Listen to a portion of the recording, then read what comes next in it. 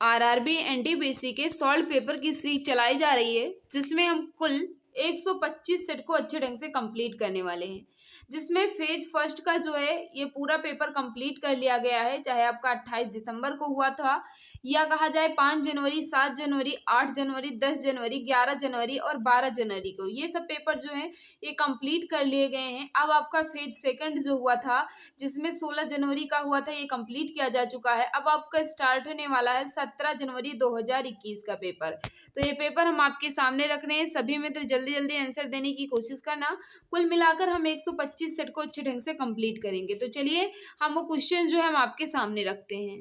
देखिए मित्र, ये question paper जो है ये 17 जनवरी 2021 को पूछा गया है फर्स्ट पाली में, यानी 10:30 से 12 के बीच में पूछा गया क्वेश्चन है 17 जनवरी 2021 में। जिसमें पहला क्वेश्चन जो है ये दिया गया था, यह आपको बताना है। देखिए इसमें मैथ और रीजनिंग और जीके और जीएस जो है, यानी कहा जाए साइंस, रीजनिंग, मैथ और जीके आपके एक में मिक्स दिए गए थे। तो मैंने जीके वाले पोर्शन को, यानी कहा जाए जीएस और जीके को मैंने कट करके एक अलग से पीडीएफ क्रिएट कर ली है, ताकि आप लोगों को प्रॉब्लम ना हो। यानी बीच बीच में मैथ और रीजनिंग आ जाता था, उसे हम स्किप करके केवल जीके वाले पोर्शन को कंप्लीट करने वाले हैं। जिसमें पहला क्वेश्चन जो दिया गया है, कार्गो सेवा या सेवा क्षेत्र की फिर गालिया स्थान दिया गया गतिविधियों का एक हिस्सा है। कार्गो सेवा सेवा क्षेत्र की कौन सी गतिविधियों का हिस्सा है, यह आपको बताना है। याद रखना इसका जो राइट आंसर हो जाएगा, जो भी भाई बहन हमारे बता रहे हैं तृतीयक, बिल्कुल सही बता रहे हो। तृतीयक वाले हमारे सभी मित्र बिल्कुल सही बता रहे हैं। कार्गो सेवा सेवा क्षेत्र की तृतीयक गतिविधियों का एक हिस्सा है। बात करें right answer option number B, यहाँ बिल्कुल सही आंसर हो जाएगा। जो भी मित्र बता रहे हैं ऑप्शन नंबर बी बिल्कुल सही होगा। देखिएगा क्या लिखा गया है कि प्राथमिक एवं द्वितीयक क्षेत्र के अतिरिक्त आर्थिक गतिविधियों की एक तीसरी कोटि भी है, जो तृतीयक क्षेत्र के अंतर्गत आती है। तृतीयक क्षेत्र में वस्तुओं के बजाय सेवाओं का सर्जन होता है। परिवहन, भंडारण, संचार, बैंक सेवा, व्यापार तृतीय क्षेत्र के उदाहरण हैं।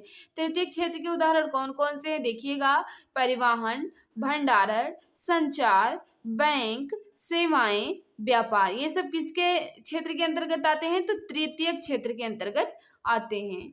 नेक्स्ट क्वेश्चन आपके सामने, इसका राइट आंसर बताइएगा। क्या पूछा जा रहा है, वह कौन सी भारतीय चित्रकला शैली है, वह कौन सी भारतीय चित्रकला शैली है जिसमें शुद्ध सोने की कीमत पत्थर की सजावट है और इसमें हिंदू देवता विशेष रूप से भगवान श्री कृष्ण को दर्शाया गया है। बताइए कि इसका राइट आंसर क्या हो जाएगा। याद रखना इसका जो राइट आंसर हो जाएगा तंजोर पेंटिंग। जो भी मित्र बता रहे हैं तंजोर की पेंटिंग, ऑप्शन नंबर क्या हो जाएगा, डी यहाँ बिल्कुल परफेक्ट होगा। जो भी मित्र बता रहे हैं ऑप्शन नंबर डी बिल्कुल सही हो जाएगा। देखिए मित्र, आप क्वेश्चन जो कर रहे हैं ये अच्छी बात है, लेकिन अगर आप इसका एक्सप्लेनेशन नहीं करेंगे तो आपके बहुत सारे क्वेश्चन मिस हो जाएंगे, क्योंकि क्वेश्चन जो है प्रीवियस ईयर है। जाहिर सी बात है, आए या ना आए कोई मतलब वो नहीं है कि आएगा ही, लेकिन हाँ प्रीवियस ईयर है तो आ भी सकते हैं। लेकिन इसका आप जो एक्सप्लेनेशन दिया गया है इसे पढ़ लेंगे तो जाहिर सी बात है कि आपके क्वेश्चन, आपके कहा जाए पेपर में क्वेश्चन आना तय है, इसी में से आएगा जो आप एक्सप्लेनेशन पढ़ने वाले हैं।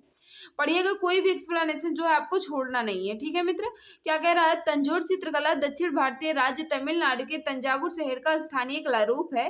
चोल वंश की राजधानी चंदावुर में इस कला का कहा जाए पैटर्न फला फूला था। इस कला का आधार धार्मिक एवं आध्यात्मिक है। इसमें शुद्ध सोने की कहा जाए कीमती पत्थरों की सजावट है। इसमें हिंदू देवता विशेष रूप से कहा जाए भगवान श्री कृष्ण को दर्शाया जाता है। नेक्स्ट क्वेश्चन है आपके सामने, बताइएगा इसका राइट आंसर क्या हो जाएगा। बॉम्बे डेक्कन में पहली राजस्व बंदोबस्त का संचालन जो है किस वर्ष हुआ। बॉम्बे डेक्कन में पहली राजस्व बंदोबस्त का संचालन जो है ये किस वर्ष हुआ, यह आपको बताना है। याद रखना इसका जो राइट आंसर हो जाएगा 1820 में। राइट आंसर बात करें तो ऑप्शन नंबर बी यहाँ बिल्कुल सही होगा। जो भी मित्र हमारे बता रहे हैं 1820 बिल्कुल सही हो जाएगा। पढ़िएगा एक्सप्लेनेशन क्या लिखा गया है। बॉम्बे डेक्कन में पहला राजस्व बंदोबस्त 1820 के दशक में लागू हुआ था। इस राजस्व प्रणाली को रैयतवाड़ी व्यवस्था कहा जाता है। देखिएगा, राजस्व कहा जाए ये जो बॉम्बे डेक्कन में पहला राजस्व बंदोबस्त 1820 में शुरू हुआ था, इसे राजस्व प्रणाली का रैयतवाड़ी व्यवस्था भी कहा जाता है, जो बंगाल में लागू इस्तमरारी बंदोबस्त 1793 के विपरीत थी। नेक्स्ट क्वेश्चन है, इसका आंसर बताइएगा। क्या पूछा जा रहा है, भारत में फिर खाली स्थान दिया गया है। एक भ्रष्टाचार निरोधक संस्था है जो लोक प्राधिकारियों द्वारा किए जाने वाले कुप्रबंध के खिलाफ व्यक्तियों से प्राप्त शिकायतों की जांच करती है या कर सकती है। भारत में ऐसी कौन सी संस्था है जो एक भ्रष्टाचार निरोधक संस्था है कहा जाए, जो लोक पदाधिकारियों द्वारा किए जाने वाले कुप्रबंध के खिलाफ व्यक्तियों से प्राप्त जो शिकायत होती है उसकी जांच करता है। याद रखना, इसका जो राइट आंसर हो जाएगा लोकपाल। जो भी मित्र बता रहे हैं लोकपाल बिल्कुल परफेक्ट आंसर होगा। बात करें तो ऑप्शन नंबर ये यहाँ बिल्कुल सही हो जाएगा। पढ़िएगा, इंपॉर्टेंट पॉइंट क्या लिखा गया है। भारत में लोकपाल एक भ्रष्टाचार निरोधक संस्था है जो पदाधिकारियों द्वारा किए जाने वाले कुप्रबंध के खिलाफ व्यक्तियों से प्राप्त शिकायतों की जांच कर सकता है। लोकपाल एक बहुसदस्यीय निकाय है जिसका संगठन या कहा जाए गठन एक अध्यक्ष और अधिकतम 8 सदस्यों से हुआ है। लोकपाल में कितने होते हैं कहा जाए, लोकपाल संगठन में कितने होते हैं, एक अध्यक्ष होता है और अधिकतम 8 सदस्य हो सकते हैं। इस संस्थान के अध्यक्ष और सदस्यों का कार्यकाल जो है ये 5 वर्ष या कहा जाए 70 वर्ष, जो भी पहले पूरी हो जाएगी, 5 वर्ष या 70 वर्ष तक इसका कार्यकाल होता है। नेक्स्ट क्वेश्चन है, इसका आंसर बताइएगा। भारतीय राजमार्ग संपर्क के उत्तर दक्षिण और पूर्व पश्चिम कॉरिडोर फिर खाली स्थान दिया गया है में एक दूसरे को प्रतिच्छेदित करती है। तो याद रखना, इसका जो राइट आंसर हो जाएगा झांसी बिल्कुल परफेक्ट आंसर होगा। जो भी मित्र बता रहे हैं झांसी बिल्कुल सही आंसर हो जाएगा। पढ़िएगा, कुछ इंपॉर्टेंट पॉइंट लिखा गया है कि भारतीय राजमार्ग संपर्क से उत्तर दक्षिण और पूर्व पश्चिम कॉरिडोर झांसी के एक दूसरे कहा जाए एक दूसरे को प्रतिच्छेदित करती है। झांसी इन दोनों गलियारों का केंद्र बिंदु माना गया है। उत्तर दक्षिण गलियारा श्रीनगर और कन्याकुमारी से तथा पश्चिम कहा जाए पश्चिम या पूर्व पश्चिम गलियारा जो है ये असम और सिलेचर कहा जाए सिलीचर के पोरबंदर को जोड़ने वाला गलियारा होता है। नेक्स्ट क्वेश्चन है, इसका आंसर बताइएगा। विश्व की पहली रोबोट कौन थी जिसे किसी देश की पूर्ण नागरिकता शामिल है। विश्व की ऐसी कौन सी रोबोट है जिसे कहा जाए किसी देश में नागरिकता मिली है, बताइएगा इसका राइट आंसर क्या हो जाएगा। तो याद रखना, इसका जो राइट आंसर हो जाएगा सोफिया। सोफिया एक ऐसी रोबोट है मित्र जिसे नागरिकता भी मिल चुकी है, बिल्कुल मानव जैसे दिखती है। देखिएगा, आप पढ़ेंगे एक्सप्लेनेशन जैसे ही आपको ज्ञात हो जाएगा कि सोफिया जो है इंसानों की तरह दिखने वाली, बातचीत करने वाली सोशल कहा जाए ह्यूमन राइट रोबोट है जिसे सऊदी अरब ने नागरिकता प्रदान की है। ह्यूमनॉइड रिपोर्ट मतलब बिल्कुल मतलब मानो जैसे बात करेगी, मानो जैसे सारे काम करेगी, दिखेगी, मतलब देखने पर लगेगा कि मानव ही है। और इसको सऊदी अरब में जो है ये नागरिकता भी प्रदान कर दी गई है। सोफिया दुनिया की ऐसी पहली रोबोट है जिसे इंसानों की तरह किसी देश की नागरिकता मिली है। रोबोट सोफिया का निर्माण कहा जाए हांगकांग की कंपनी हैंसन रोबोटिक्स के डेविन हैंसन ने किया था या किया है मित्र। सोफिया का बॉलीवुड अभिनेत्री आरडी हेयरबर्न जैसे लुक दिया गया है। इसे कब बनाया गया तो याद किया मतलब कब एक्टिव किया गया, तो 14 फरवरी 2016 को इसे एक्टिव किया गया था। नेक्स्ट क्वेश्चन आपके सामने से राइट आंसर बताइए। निम्नलिखित में से कौन सी पर्वत श्रृंखला वलित पर्वतों का उदाहरण है। वलित पर्वतों का उदाहरण कौन सा है यह आपको बताना है, बताइएगा इसका राइट आंसर क्या हो जाएगा। याद रखना, वलित पर्वतों का उदाहरण जो इसमें हो जाएगा हिमालय, बिल्कुल परफेक्ट आंसर होगा। बात करें तो राइट आंसर ऑप्शन नंबर ये यहाँ बिल्कुल सही होगा। जो भी मित्र बता रहे हैं ये बिल्कुल सही होगा। पढ़िएगा, कुछ इंपॉर्टेंट पॉइंट लिखा गया है कि पृथ्वी की आंतरिक शक्तियों के द्वारा धरातलीय चट्टानों में मोड़ या वलय पड़ने के परिणाम स्वरूप बने हुए पर्वतों को मोड़दार या वलित पर्वत कहा जाता है। वलित पर्वत में छिछले सागर में रहने वाले जीवों के अवशेष पाए जाते हैं। ये संसार के सर्वाधिक ऊंचे और क्षेत्रीय विस्तार वाले पर्वत हैं और इनकी चोटियां सदैव हिमालयांचित रहती है। इसे पर्वतों के उदाहरण रॉकी, अल्पास और हिमालय है। यानी वलित पर्वतों के उदाहरण कौन से हैं, तो रॉकी, अल्पास और हिमालय जो है ये वलित पर्वत की कैटेगरी में आएंगे। नेक्स्ट क्वेश्चन आपके सामने है, बताइएगा जनसंख्या वृद्धि के सिद्धांत को किसने विकसित किया। जनसंख्या वृद्धि के सिद्धांत को किसने विकसित किया यह आपको बताना है, बताइएगा इसका राइट आंसर क्या हो जाएगा। याद रखना इसका जो राइट आंसर हो जाएगा मलथस। बिल्कुल सही बता रहे हो, मलथस ने जनसंख्या वृद्धि का सिद्धांत दिया था। मलथस इसका बिल्कुल सही आंसर हो जाएगा। बात करें तो सी वाले हमारे सभी मित्र बिल्कुल सही हो जाएंगे। पढ़िएगा इंपॉर्टेंट पॉइंट क्या लिखा गया है। ब्रिटिश अर्थशास्त्री मलथस ने प्रिंसिपल ऑफ पॉपुलेशन में जनसंख्या वृद्धि इसके प्रभाव की व्याख्या की है। मलथस के अनुसार जनसंख्या दुगनी रफ्तार कहा जाए 1 2 4 8 16 32 से बढ़ती है, जबकि संसाधनों में सामान्य गति यानी कहा जाए सामान्य से बढ़ती है, जैसे 1 2 3 4। और जनसंख्या जो है ये दुगनी बढ़ती है, यानी 1 2 4 8 कहा जाए 4 8 16 32 64 इस तरह बढ़ती है, जबकि संसाधन जो है ये सामान्य वृद्धि करता है, यानी 1 2 3 4 5 ऐसे करके बढ़ता है। परिणाम स्वरूप प्रत्येक 25 वर्ष बाद जनसंख्या जो है ये दुगनी हो जाती है। कहा जाए 25 वर्ष बाद जो है जनसंख्या कितनी हो जाती है, दुगनी हो जाती है। नेक्स्ट क्वेश्चन आपके सामने, बताइएगा इसका राइट आंसर क्या हो जाएगा। निम्नलिखित में से कौन सा विकल्प प्लास्टर ऑफ पेरिस के बारे में सत्य नहीं है। प्लास्टर ऑफ पेरिस के बारे में कौन सा सत्य नहीं है, यह आपको बताना है। पढ़िएगा चारों ऑप्शन, फिर आंसर देने की कोशिश करना। इसका राइट आंसर क्या हो जाएगा। तो याद रखना, क्योंकि आपसे यहाँ पूछ रहा है कि प्लास्टर ऑफ पेरिस के बारे में कौन सा सही नहीं है, तो इसमें कौन सा नहीं सही हो जाएगा, बी जो है सही नहीं है, क्योंकि यहाँ लिखा गया है पानी से गीले होने वाले प्लास्टर ऑफ पेरिस में कोई परिवर्तन नहीं होता, जबकि होता है।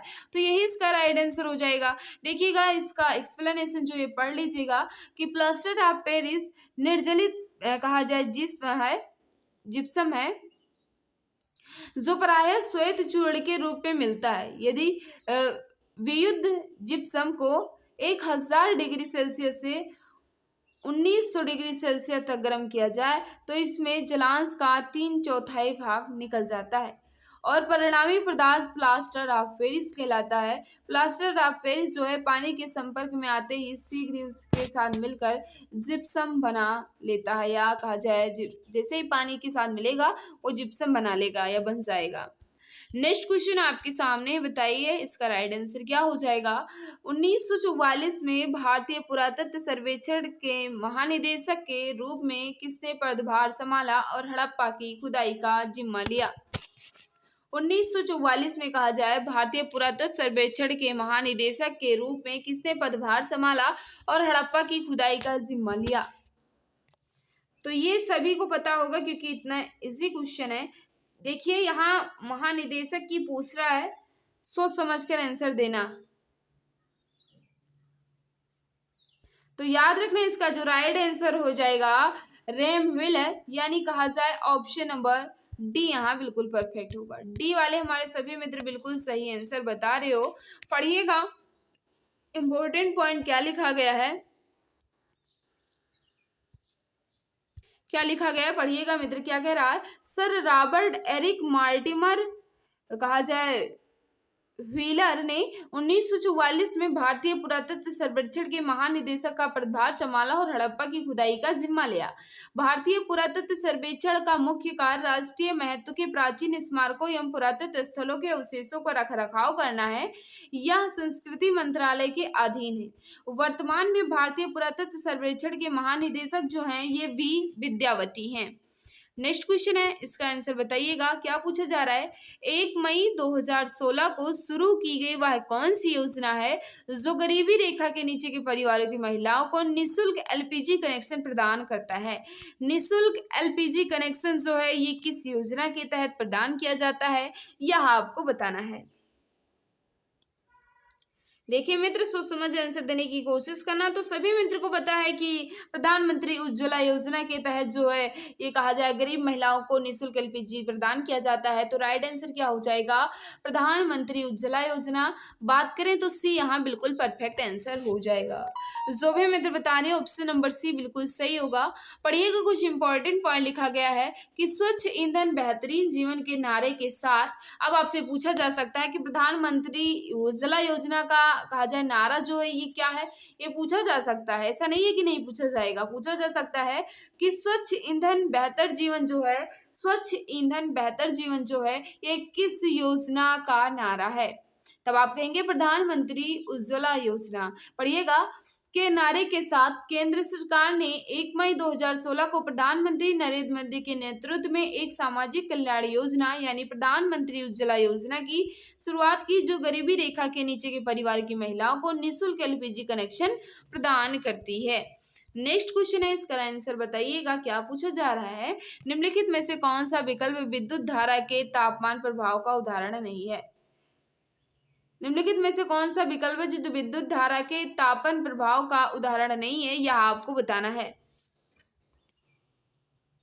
याद रखना, इसका जो राइट आंसर हो जाएगा, जो भी मित्र बता रहे हैं, पंखे की कार्यशीलता, यानी बात करें तो right answer option number B यहाँ बिल्कुल सही होगा। पंखे की कार्यशीलता इसका बिल्कुल परफेक्ट आंसर हो जाएगा। पढ़िएगा, कुछ इंपॉर्टेंट पॉइंट लिखा गया है कि चालक का प्रतिरोध चालक में धारा बहने में रुकावट डालता है, जिससे गतिशील इलेक्ट्रॉन निरंतर चालक के परमाणुओं से टकराते हैं तथा इस प्रक्रिया में अपनी ऊर्जा चालक के परमाणुओं को स्थानांतरित करते हैं। इसके कारण चालक का ताप जो है ये बढ़ जाता है। चालक के ताप बढ़ने की इस घटना को विद्युत धारा के तापीय प्रभाव कहते हैं। विद्युत धारा के तापीय प्रभाव का उपयोग जो है ये घरेलू उपकरणों जैसे कहा जाए बल्ब, विद्युत प्रेस, विद्युत केतली, विद्युत हीटर, ट्यूबलाइट आदि में किया जाता है। नेक्स्ट क्वेश्चन है, इसका आंसर बताइएगा। क्या हो जाएगा, भारतीय निर्यात संगठन के महासंघ द्वारा विकसित मोबाइल ऐप जो अंतरराष्ट्रीय व्यापार करने के लिए आवश्यक जानकारी की एक विस्तृत श्रृंखला प्रदान करता है, उसे क्या कहते हैं। बताइएगा, इसका राइट आंसर क्या हो जाएगा। याद रखना, उन्हें कहा जाता है निर्यात मित्र, यानी कहा जाए तो ऑप्शन नंबर डी बिल्कुल सही होगा। उस ऐप का क्या नाम है, तो निर्यात मित्र इसका बिल्कुल परफेक्ट आंसर होगा। बात करें तो डी वाले हमारे सभी मित्र बिल्कुल सही हो जाएंगे। पढ़िएगा, इंपॉर्टेंट पॉइंट क्या लिखा गया है कि भारतीय निर्यात संगठन के महासंघ द्वारा विकसित मोबाइल ऐप जो अंतरराष्ट्रीय व्यापार करने के लिए आवश्यक जानकारी की एक विस्तृत श्रृंखला प्रदान करती है, जिसे निर्यात मित्र कहा जाता है, जिसमें आयात निर्यात से जुड़ी नीतियां, जीएसटी दरें, निर्यात के कहा जाए निर्यात के लिए मिलने वाली रियायतें, शुल्क तथा बाजारों तक पहुंचने की आवश्यक बातें जो है ये इस कहा जाए ऐप में शामिल है, निर्यात मित्र ऐप में। नेक्स्ट क्वेश्चन आपके सामने है, बताइएगा इसका राइट आंसर क्या हो जाएगा। पहले खाली स्थान दिया गया एक पौधा है जो जंगल में उगता है और उसकी पत्तियों पर नुकीले रोम होते हैं जो गलती से छू जाने पर दर्द का कारण बनते हैं। ऐसा कौन सा पौधा है जो जंगलों में पाया जाता है, लेकिन अगर उसके कहा जाए उनकी पत्तियों को छू लिया जाए तो बहुत दर्द करता है।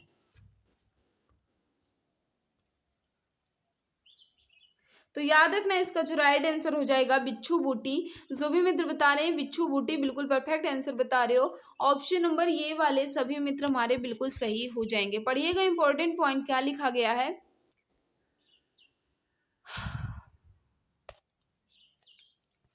नेक्स्ट क्वेश्चन है आपके सामने, इसका राइट आंसर बताइए। वोल्ट मीटर एक ऐसा यंत्र है जो फिर खाली स्थान दिया गया कि उपस्थिति का पता लगा सकता है। वोल्ट मीटर एक ऐसा यंत्र है जो फिर खाली स्थान दिया गया है कि उपस्थिति का पता लगा सकता है। किसकी उपस्थिति का पता लगा सकता है, यह आपको बताना है। तो याद रखना, इसका जो राइट आंसर हो जाएगा विभवांतर बिल्कुल परफेक्ट आंसर होगा। जो भी मित्र बता रहे हैं डी बिल्कुल सही हो जाएगा। वोल्ट मीटर एक ऐसा यंत्र है जो विभवांतर की उपस्थिति का जो है ये पता लगाता है। बात करें तो डी वाले हमारे सभी मित्र बिल्कुल सही हो जाएंगे। पढ़िएगा, कुछ इंपॉर्टेंट पॉइंट लिखा गया है। क्या कह रहा है, वोल्ट मीटर एक ऐसा यंत्र है जो किसी विद्युत परिपथ में विभवांतर की उपस्थिति का पता लगा सकता है। एक कूलाम धनात्मक आवेश को विद्युत क्षेत्र में एक बिंदु से दूसरे बिंदु तक ले जाने के लिए कार्यकोण बिंदुओं के मध्य विभवांतर कहा जाता है। विभवांतर का मात्रक जो है ये वोल्ट होता है, ये एक अदिश राशि है।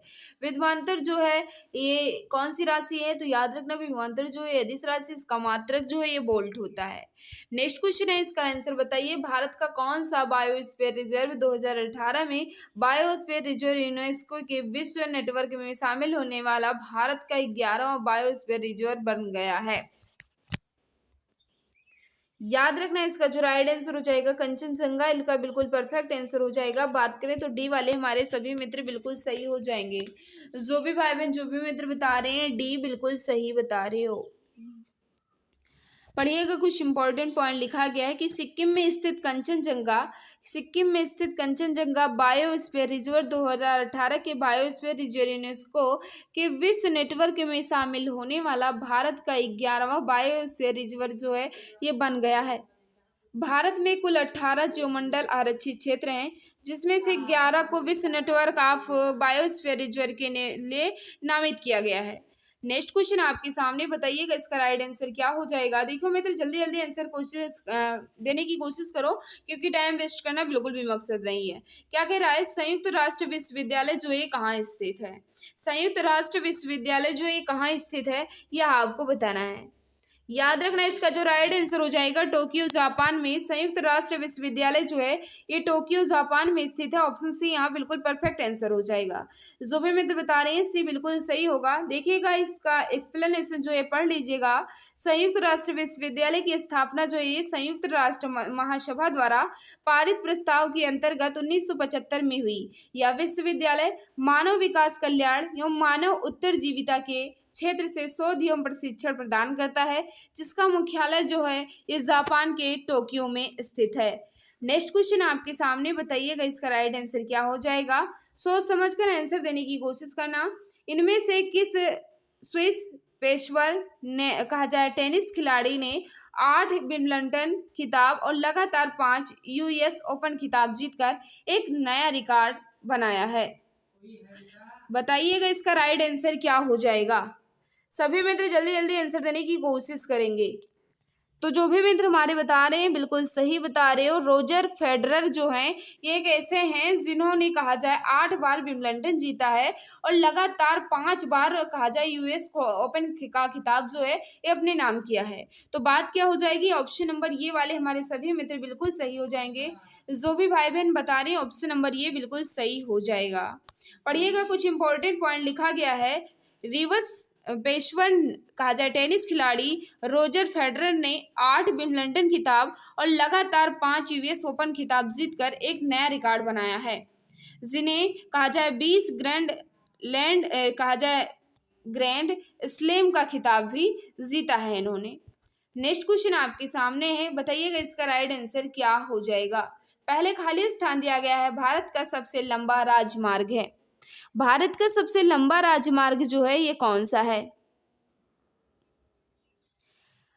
सभी मित्र जल्दी जल्दी आंसर देने की कोशिश करें। याद रखना इसका जो राइट आंसर हो जाएगा NH44, यानी कहा जाए भारत का सबसे लंबा राजमार्ग जो है ये NH44 है, यानी कहा जाए ऑप्शन नंबर ये यहाँ बिल्कुल सही होगा। पढ़िएगा इंपॉर्टेंट पॉइंट, NH44 भारत का सबसे लंबा राष्ट्रीय राजमार्ग है।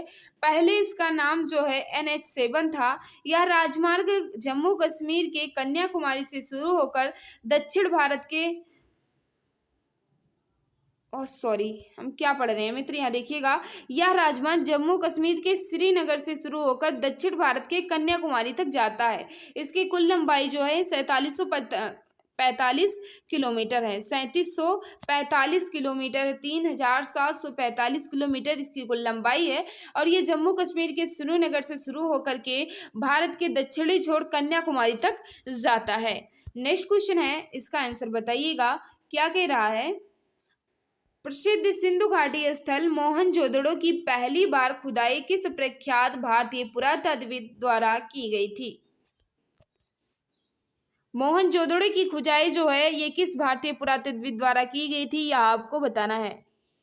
याद रखना है इसका जो राइट आंसर हो जाएगा RD बनर्जी, यानी बात करें तो सी यहाँ बिल्कुल सही हो जाएगा।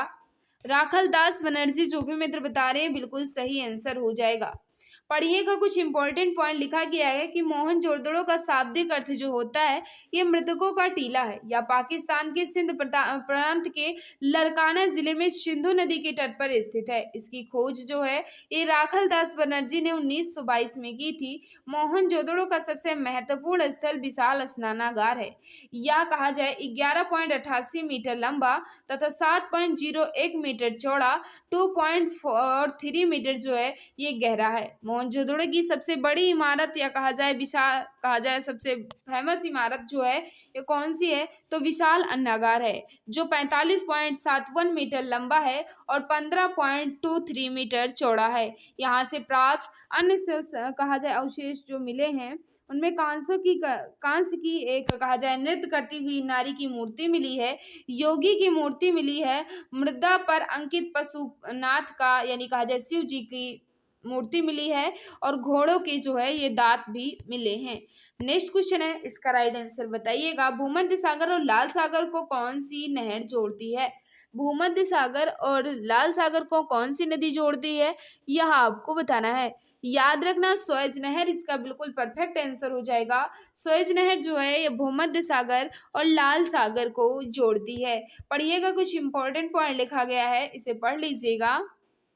क्या लिखा गया है, वही बातें लिखी गई हैं कि स्वेज नहर जो है किनके मध्य स्थित है, तो लाल सागर भूमध्य सागर के, और पनामा नहर जो है ये कैरेबियन सागर और प्रशांत महासागर के बीच स्थित है। वेलेंड नहर जो है ईरी झील और ओटोरियो झील के मध्य स्थित है, और सू नहर जो है ये सुपरियल झील को ह्यूरन झील से जोड़ती है। नेक्स्ट क्वेश्चन है, आपको इसका राइट आंसर बताना है। क्या पूछा जा रहा है, इनमें से कौन वर्तमान पदासीन मुख्य न्यायाधीश S.A. बोबड़े से पूर्व भारत के मुख्य न्यायाधीश थे? यहाँ वर्तमान हटा दीजिए, फिर भी ये क्वेश्चन जो है ये उस हिसाब से करंट अफेयर का था। इनसे पूर्व कौन थे, तो याद रखना इसका जो राइट आंसर हो जाएगा रंजन गोगोई। ये वर्तमान हटा देंगे तो ये क्वेश्चन जो है कि जीके बन जाएगा। रंजन गोगोई इसका बिल्कुल परफेक्ट आंसर हो जाएगा। नेक्स्ट क्वेश्चन है आपके सामने, इसका राइट आंसर बताना है। क्या पूछा जा रहा है, पहले खाली स्थान दिया गया भारतीय वर्दीधारी सैनिकों को वीरता के लिए यानी युद्ध के दौरान दिया जाने वाला उच्चतम सम्मान कौन सा है? वर्दीधारियों को सबसे बड़ा सम्मान जो ये कौन सा दिया जाता है, यह आपको बताना है। याद रखना इसका जो राइट आंसर हो जाएगा परमवीर चक्र। परमवीर चक्र जो है ये कहा जाए वर्दीधारियों के लिए सबसे उच्चतम सम्मान होता है, तो right answer option number D यहाँ बिल्कुल परफेक्ट आंसर हो जाएगा। पढ़िएगा कुछ इंपॉर्टेंट पॉइंट परमवीर चक्र के बारे में। परमवीर चक्र भारत का सर्वोच्च सैन्य पुरस्कार है। यह पुरस्कार दुश्मनों के समक्ष युद्ध के दौरान उच्च कोटि की वीरता प्रदर्शित करने और बलिदान के लिए दिया जाता है। यह पुरस्कार मरणोपरांत भी दिया जाता है। भारतीय सेना के किसी भी अंग के अधिकारी या कर्मचारी इस पुरस्कार के पात्र होते हैं। इस पदक की शुरुआत जो है ये 26 जनवरी 1950 को हुई थी। नेक्स्ट क्वेश्चन है आपके सामने, इसका राइट आंसर बताना है। गिफिन वस्तुओं का संबंध निम्न में से किससे है? गिफिन वस्तुओं का संबंध जो है ये निम्न में से किससे है, यह आपको बताना है। तो याद रखना इसका जो राइट आंसर हो जाएगा ऑप्शन नंबर बी। जो भी मित्र बता रहे हैं बी कि आय प्रभाव प्रतिस्थापन प्रभाव से अधिक मजबूत है, बिल्कुल सही बता रहे हो, वही बातें लिखी गई होंगी। नेक्स्ट क्वेश्चन आपके सामने है, बताइएगा इसका राइट आंसर क्या हो जाएगा। सभी मित्र जल्दी जल्दी आंसर देने की कोशिश करें कि नाभिकीय ऊर्जा के विकास से संबंधित कौन सा भारतीय संघ संगठन कोलकाता में स्थित है? नाभिकीय ऊर्जा के विकास से संबंधित कौन सा भारतीय संगठन जो है कोलकाता में स्थित है?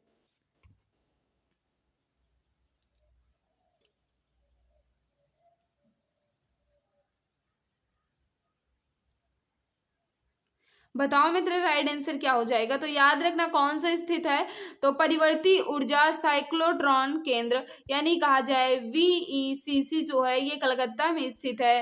Right answer option number C यहाँ बिल्कुल सही आंसर हो जाएगा। नेक्स्ट क्वेश्चन है, इसका आंसर बताइएगा।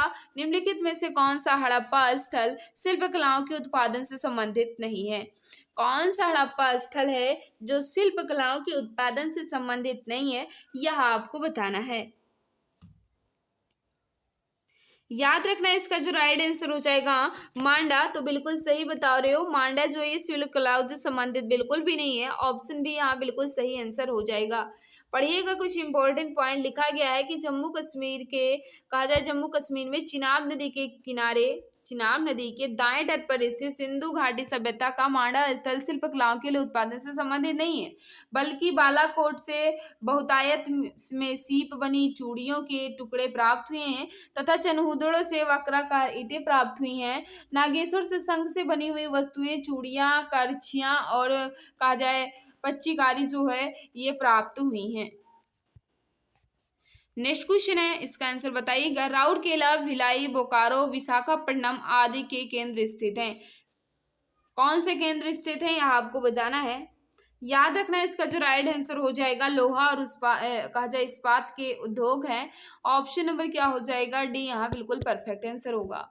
जो भी मैं तो बता रहे हैं डी बिल्कुल सही हो जाएगा। राउरकेला, भिलाई, बोकारो, विशाखापट्टनम आदि लोहा और इस्पात उद्योग के केंद्र हैं। भिलाई और राउरकेला इस्पात संयंत्र की स्थापना जो है ये 1955 में हुई थी। ये सभी भारत में सार्वजनिक क्षेत्र के एकीकृत इस्पात संयंत्र हैं। नेक्स्ट क्वेश्चन है, इसका आंसर बताइएगा। पोर्ट विलियम का निर्माण ईस्ट इंडिया कंपनी ने करवाया था। इस किले के निर्माण के स्थल के लिए फिर खाली स्थान दिया गया है, गांव को उजाड़ा गया था। कौन सा गांव उजाड़ कर पोर्ट विलियम कहा जाए, पोर्ट विलियम का निर्माण जो आपकी कहा जाए ईस्ट इंडिया कंपनी बनी थी उस वो जो है ये किस गांव को उजाड़ कर बनाया गया था। तो याद रखना इसका जो राइट आंसर हो जाएगा गोविंदपुर को उजाड़कर ईस्ट इंडिया कंपनी की स्थापना की गई थी। ऑप्शन नंबर डी यहाँ बिल्कुल परफेक्ट आंसर हो जाएगा। जो भी मैं तो बता रही हूँ ऑप्शन नंबर डी बिल्कुल सही हो जाएगा। पढ़िएगा, इंपॉर्टेंट पॉइंट लिखा गया है कि पोर्ट विलियम पश्चिम बंगाल के कोलकाता शहर में हुगली नदी के पूर्वी किनारों पर बना एक किला है जिसे ईस्ट इंडिया कंपनी ने कहा जाए ईस्ट इंडिया कंपनी ने 1696 से 1715 में बनवाया था। ईस्ट इंडिया कंपनी ने कोलकाता में 3 गांव कालीकट, गोविंदपुर और सूतानुती को जमींदार से प्राप्त किया। इस स्थान को पोर्ट विलियम का निर्माण करवाया था। नेक्स्ट क्वेश्चन आपके सामने, निम्नलिखित में से कौन सा एक सर्च इंजन नहीं है। सर्च इंजन नहीं है यह आपको बताना है। तो याद रखना इसमें इंस्टाग्राम जो है ये सोशल मीडिया नेटवर्क हो जाएगा, ये सर्च इंजन बिल्कुल भी नहीं है। बात करें तो ऑप्शन नंबर बी यहाँ बिल्कुल सही आंसर हो जाएगा। नेक्स्ट है आपके सामने, फलों में मीठेपन के लिए कौन सा शर्करा उत्तरदायी है। फलों में मीठेपन के लिए कौन सा शर्करा जो ये उत्तरदायी है यह आपको बताना है।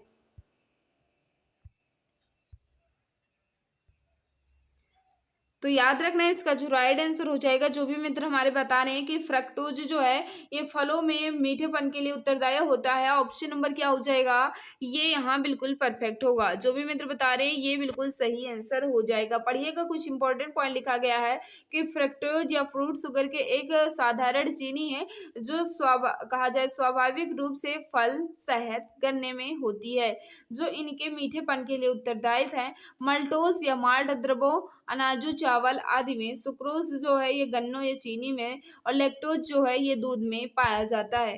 नेक्स्ट क्वेश्चन आपके सामने, विद्युत धारा मापने के लिए प्रयुक्त होने वाले यंत्र को कहा जाता है। विद्युत धारा मापने वाले यंत्र को क्या कहा जाता है यह आपको बताना है। याद रखना है इसका जो राइट आंसर हो जाएगा, जो भी मित्र बता रहे हैं कि एमीटर कहा जाता है जो भी विद्युत धारा को मापते हैं। ऑप्शन नंबर क्या हो जाएगा, डी यहाँ बिल्कुल परफेक्ट आंसर हो जाएगा। पढ़िएगा, इंपॉर्टेंट पॉइंट क्या लिखा गया है कि विद्युत धारा मापने के लिए प्रयुक्त होने वाले यंत्र को मीटर कहा जाता है। इसकी सहायता से विद्युत धारा मापन एम्पियर में ज्ञात किया जाता है। यह एक आदर्श एमीटर को प्रतिरोध शून्य होना चाहिए। एमीटर का विद्युत परिपथ में श्रेणी क्रम में लगाया जाता है।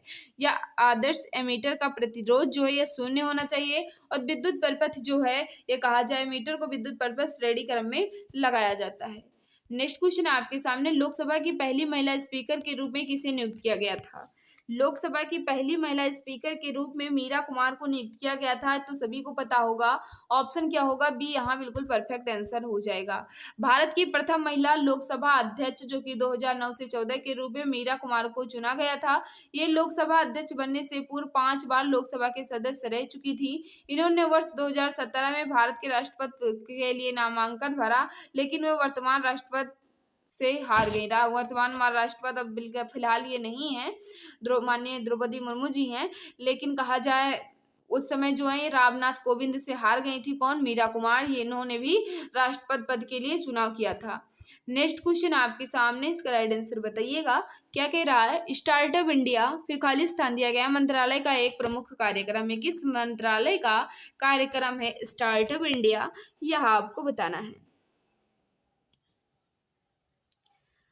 तो याद रखना इसका जो राइट आंसर हो जाएगा, जो भी भाई बहन हमारे बता रहे हैं कि वाणिज्य और उद्योग मंत्रालय का एक कार्यक्रम है, तो राइट आंसर हो जाएगा सी। जो भी मित्र बता रहे हैं सी बिल्कुल परफेक्ट आंसर हो जाएगा। स्टार्टअप इंडिया वाणिज्य और उद्योग मंत्रालय भारत सरकार का एक प्रमुख कार्यक्रम है जिसका उद्देश्य देश में स्टार्टअप और नए विचारों के लिए एक मजबूती परिस्थितियां तंत्र का निर्माण करना है जिससे देश की आर्थिक विकास को और बड़े पैमाने पर रोजगार के अवसर उत्पन्न हो।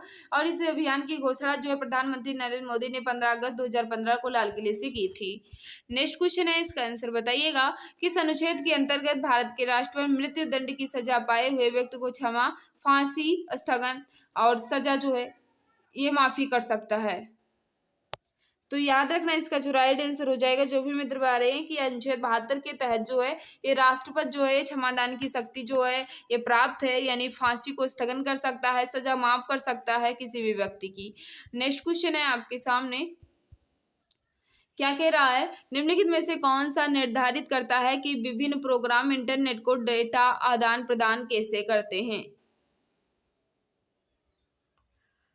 याद रखना इसका जो कहा जाए HTTP यानी hyper text transfer protocol, right answer हो जाएगा हाइपर टेक्स्ट ट्रांसफर प्रोटोकॉल।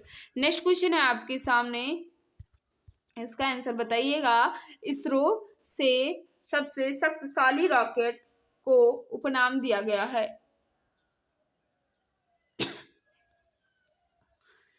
याद रखना मित्र इसका जो राइट आंसर हो जाएगा फैट बॉय, यानी कहा जाए ऑप्शन नंबर क्या होगा, डी यहाँ बिल्कुल परफेक्ट आंसर हो जाएगा।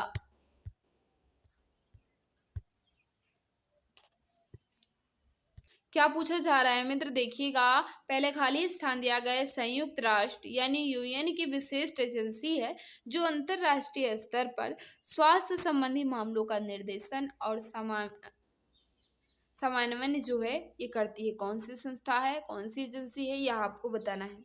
याद रखना इसका जो राइट आंसर हो जाएगा WHO, बिल्कुल सही आंसर होगा। बात करें तो सी वाले हमारे सभी मित्र बिल्कुल सही हो जाएंगे। देखिएगा WHO के बारे में कुछ इंपॉर्टेंट पॉइंट लिखी गई है, इसे भी पढ़ लीजिएगा। स्वास्थ्य के क्षेत्र में संयुक्त राष्ट्र संघ की विशेष एजेंसी स्वास्थ्य कहा जाए विश्व स्वास्थ्य संगठन यानी WHO की स्थापना जो है ये 1948 में हुई थी। इसका मुख्यालय जो है ये जिनेवा स्विट्जरलैंड में स्थित है। विश्व स्वास्थ्य संगठन अंतर्राष्ट्रीय स्तर पर स्वास्थ्य संबंधी मामलों का निर्देशन और समन्वय करती है। वर्तमान में 194 देश इसके सदस्य हैं। प्रतिवर्ष 7 अप्रैल को विश्व स्वास्थ्य दिवस के रूप में मनाया जाता है। विश्व स्वास्थ्य दिवस कब मनाया जाता है, तो याद रखना 7 अप्रैल को विश्व स्वास्थ्य दिवस के रूप में मनाया जाता है। नेक्स्ट क्वेश्चन है, राष्ट्रीय राजमार्ग NH-44 किन दो स्थानों को आपस में जोड़ता है? देखिए क्वेश्चन जो है आगे दिया गया था और वही क्वेश्चन जो है आपसे यहाँ पूछा जा रहा है। तो याद रखना इसका जो राइट आंसर हो जाएगा श्रीनगर से कन्याकुमारी। बात करें तो ऑप्शन नंबर क्या हो जाएगा, ये यहाँ बिल्कुल परफेक्ट होगा। जो भी मित्र बता रहे हैं ऑप्शन नंबर ये बिल्कुल सही आंसर हो जाएगा। नेक्स्ट क्वेश्चन है, इसके आंसर आपको बताने हैं। क्या पूछा जा रहा है, 22 जुलाई 1999 को चंद्रयान 2 जो है ये लॉन्च किया गया था कहाँ से, यह आपको बताना है। चंद्रयान 2 जो है ये कहाँ से लॉन्च किया गया था? सभी मित्र जल्दी जल्दी आंसर देने की कोशिश करेंगे। तो याद रखना इसका जो राइट आंसर हो जाएगा श्रीहरिकोटा हाई एल्टीट्यूड रेंज से, यानी कहा जाए तो ऑप्शन नंबर सी वाले हमारे सभी मित्र बिल्कुल सही आंसर बता रहे हो। नेक्स्ट क्वेश्चन आपके सामने है, क्या पूछा जा रहा है, पहले खाली स्थान दिया गया है मोतियों के शहर के रूप में जाना जाता है। मोतियों के शहर के रूप में किन्हें जाना जाता है यह आपको बताना है। याद रखना हैदराबाद को मोतियों के शहर के रूप में जाना जाता है। तो बात करें तो हैदराबाद यहाँ बिल्कुल सही आंसर हो जाएगा। जो भी मित्र बता रहे हैं हैदराबाद बिल्कुल सही आंसर होगा। पढ़िएगा कुछ इंपॉर्टेंट पॉइंट लिखा गया है कि हैदराबाद को मोतियों का शहर या निजामों का शहर भी कहते हैं। चाहे पूछ ले मोतियों का शहर कहते हैं या पूछे आपको निजामों का शहर कहा जाता है, तो याद रखना हैदराबाद को कुतुब शाही वंश के संस्थापक कुली कुतुब शाह ने 1591 में हैदराबाद को बसाया था। आपसे पूछा जा सकता है कि हैदराबाद की स्थापना जो है ये कब हुई थी, तो याद रखना मतलब किसने बसाया था और कब बसाया था। तो कुली कुतुब शाह ने 1591 में हैदराबाद को बसाया था। इसका दूसरा नाम जो है ये भाग्यनगर है। कहा जाए, अब ये भी पूछा जा सकता है, ये इंपॉर्टेंट क्वेश्चन हो जाता है कि हैदराबाद का दूसरा नाम क्या है, तो याद रखना भाग्यनगर हो जाएगा हैदराबाद का दूसरा नाम। और ये वर्तमान के तेलंगाना राजधानी है। कहा जाए वर्तमान में हैदराबाद जो है तेलंगाना की राजधानी है। यह आपके सामने क्वेश्चन था। तो ये जो पेपर था मैंने 17 जनवरी 2021 वाला, ये मैंने कंप्लीट कर लिया है। मित्र देखिए, इसमें मैथ और रीजनिंग जो है ये मिक्स दिया गया था। इसके लिए मैंने ये जीके वाले पोर्शन को अच्छे ढंग से कट करके एक नई पीडीएफ प्रोवाइड कर ली है, ताकि आप लोगों को मैं पीडीएफ भी प्रोवाइड करा सकूं और आप इसे पुनः रिवीजन कर सकें। सारी सीरीज कंप्लीट कराई जाएगी। अब आगे ऐसे ही सीरीज चलती रहेगी। कोई भी मित्र ये नहीं कहेगा कि बीच में एक भी क्लास छूट गई है। सारी क्लास को अच्छे से लेना है और सबकी पीडीएफ जो है हमारे Telegram channel exam Guruji by Arvind sir पर मिल जाएगी। पीडीएफ की चिंता आप बिल्कुल भी ना करें। अब नेक्स्ट जो है ये पेपर हम आपके सामने रखेंगे।